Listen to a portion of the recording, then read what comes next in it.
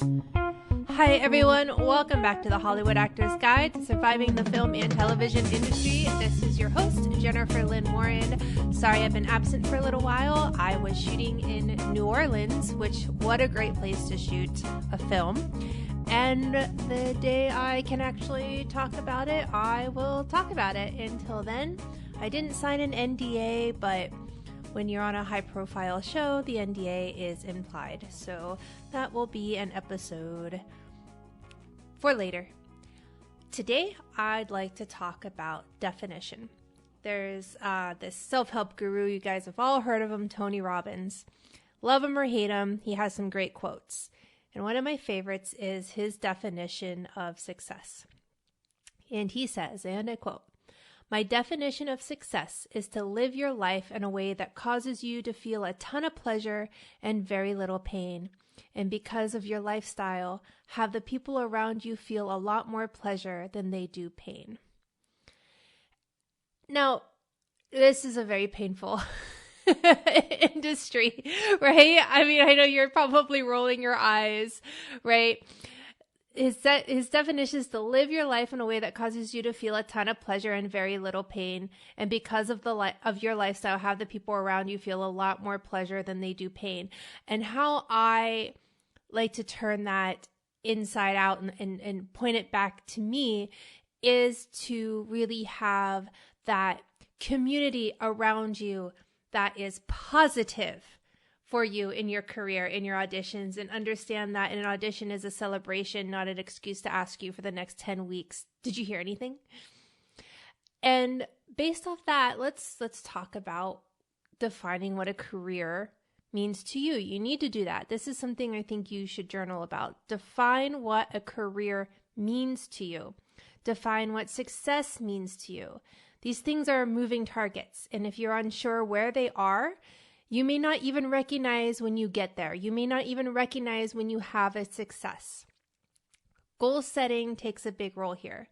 Making a living as an actor is not the best goal. I don't like it because as it happened to me, that can just suddenly disappear. So what am I supposed to do that? Am I supposed to say that I was a successful actor and then I was an unsuccessful actor and then last week I was a successful actor again? I mean, that is not the roller coaster I think is a very healthy place to be on, right? So very specific goal setting has been shown time and time again as one of the most powerful tools in getting what you want in life. Having a career is a massive goal that is unachievable, right? You can't just say, my goal is to have a career. There's nothing you can do with that. However, let's say maybe your strength is in comedy. If you do the research that I've begged you to do on here, you'll see that a lot of actors get their start coming out of like Saturday Night Live or in traveling improv troupes. Getting into either of those is also highly competitive. So look at what those actors did first.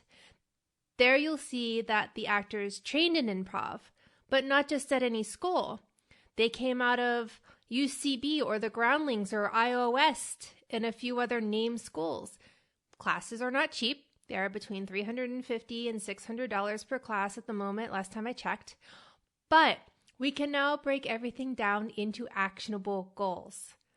Goal 1 could be to see a show at every school you can get to. Or you can even look them up on YouTube. A lot of these schools will post things that they've done online, right? Once you find the one you like most, you know how much you need to make to take your first class and can begin to save money. Others go into comedy from stand-up, and some actors come right from classes. And if you're in Los Angeles and you've done your homework, you'll know that studying with Leslie Kahn is a must to show casting directors you're ready for a sitcom. The same rules apply. Find the right classes for stand-up or enroll in the best sitcom class you can find. Do you see where I'm going with this? You can't say, my goal is to have a career. But you can say, my goal is to save up enough money to get into Groundlings, so to train and study and to see if maybe possibly in the future I can get in front of Lorne Michaels to try to get on Saturday Night Live. You know, like that is how you got to figure out what that bridge is that you need to get up and over. Vincent van Gogh was no less a brilliant painter because he lived in poverty his whole life. Let me repeat that. Vincent van Gogh was no less a brilliant painter because he lived in poverty his whole life. You are no less a brilliant actor because you are not booking. He only ever sold one painting a few months before his death, and not for very much. Dare we call him an unsuccessful artist? You see why the definition of success needs to be very specific to you and attainable? Listen, I know getting paid to be an artist is what we all want, but we can't let our happiness depend on it. We can't let our talent as actors depend upon the amount of money in our bank accounts. We all know well-paid actors that you may not think are very talented, and yet they are well paid. It's a very dangerous thing to put a price tag on defining success as an actor. If you chase the money, you'll never get it. If you go after being the best actor, the best artist, and best human being you can, you will find the money may or may not follow, but fulfillment will. So set small, achievable goals. Celebrate when you get a first audition with a casting director. A casting director will receive thousands of submissions for even a one-line role. If they decide to see you, that is a tremendous success. They may only call in around 30 people out of thousands. And if you get a call back, you may be only one of 10 people. That is a yes. You did a great job from the casting director. They're loving what you do. Even if you don't book it, the casting director thought your performance was fantastic. And that can be a mark of a successful actor. So in your journal, you need to figure out what are the markers for success for you. And it can't all be the big things. Sure, write down having an Oscar if that really makes you happy. If you really want to write that down, fine, I can't stop you. But you need to work backwards from that. How do you get that Oscar? To get that Oscar, you got to get into an Academy-worthy film. How do you get into Academy-worthy film? You need to get the attention of the directors who get hired to do those types of. How do you get the attention of those directors, to get into those auditions? You got to work backwards. And if there is like a starting point line one that is obvious, I would give you guys that answer.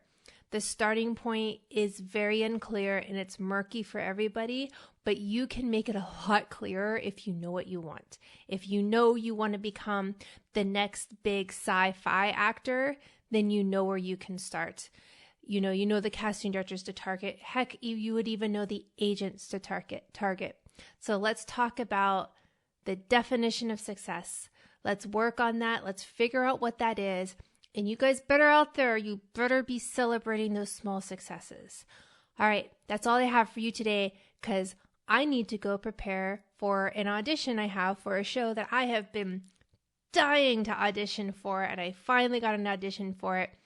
Interestingly, I'll admit, I don't think I'm right for the role. Is that going to stop me? Nope. I'm going to try to convince them that they should change what this role is to fit me because I have an interesting take on it. So I'm going to jump on We Audition, still a sponsor of ours, weaudition.com.